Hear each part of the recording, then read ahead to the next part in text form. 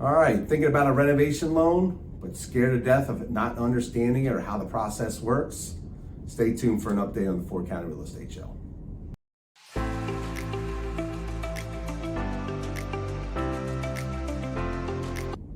Welcome back to the Ford County Real Estate Show. I'm your host, Kevin Carey with Caliber Home Loans. I got Mike Crook here with me. Say hello to everyone, Mike. Hello, everyone. So I got Mike here with me. This is I think the fourth video in the series of doing renovation loans. Mike is part of my team, works for Caliber. Him and his team are the top producers in all of Caliber for renovation loans, which is why I refer him and why we brought him on the show today. So Mike, let's talk a little bit about, when I talk with clients who are thinking about a renovation loan, especially the ones who, let's say, have no idea how to even swing a hammer, right?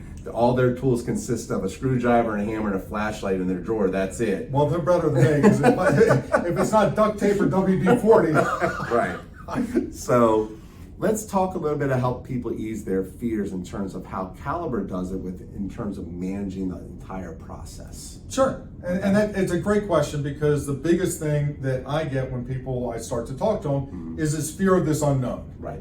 I'm buying a house and I'm going to use renovation financing. What if I buy the house and it's going to take more money to fix than I have? Right. Am I stuck? Am I now going to be house poor, or am I going to lose my earnest money deposit because I can't go to closing? Right. So for all of our renovation programs, whether it's FHA, conventional, VA, it doesn't matter.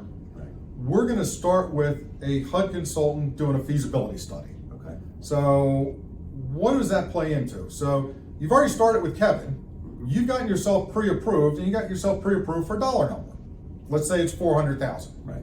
What does that mean in the world of renovation? Right. Well, if they find a house for $200,000, then they have a $200,000 renovation budget. Okay. Find a house for $350,000, we've got a $50,000 renovation budget. Right. So we can split that up in any direction that we want.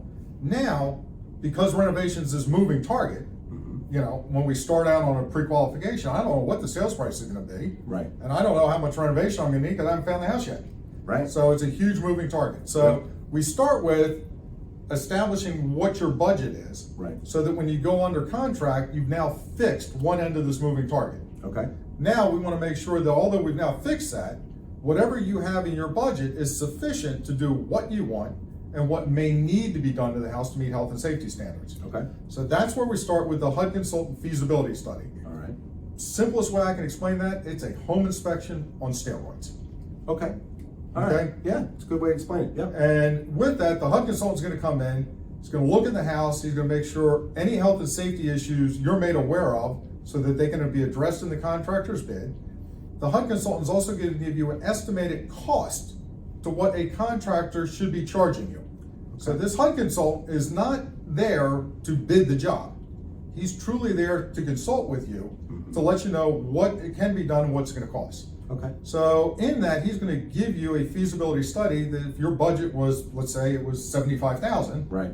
He says, hey, we got a little bit of mold down here. We're going to need to remediate that. And then to do the kitchen and the baths and whatnot, we can get everything done, it looks like, for your $75,000 budget. You're good. Now, here's the report. Here's a blank report with no numbers in it, so you can share it with your contractor. Right. And compare apples and apples. And now you're good, you feel good, you can move forward, we can get this done.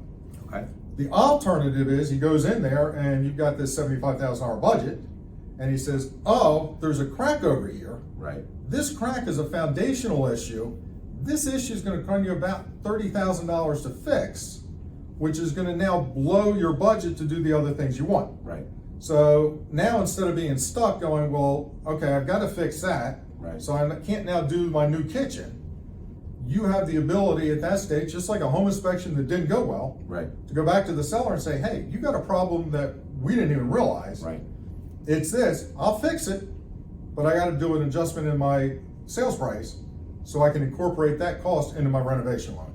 Okay. It protects the homeowner from getting into something that they can't afford, or it's got an unknown quality about it because it needed a renovation, right, that they didn't know. So we manage it with that HUD consultant report. Okay. You know, and then from that standpoint, the homeowner is also protected because we're putting this money into we're going to go to closing. So from an how it works is, you know, they were approved for the 400,000. Right. They found the 325. We're adding 75,000 in renovation. We're still lending as if you're buying that $400,000 house. Okay. So your down payment, whether it's FHA at 3.5% or conventional at 5%, or you know you're an investor at 15 or 20. When we go to closing, we're paying the seller and we're putting that renovation money into an escrow account.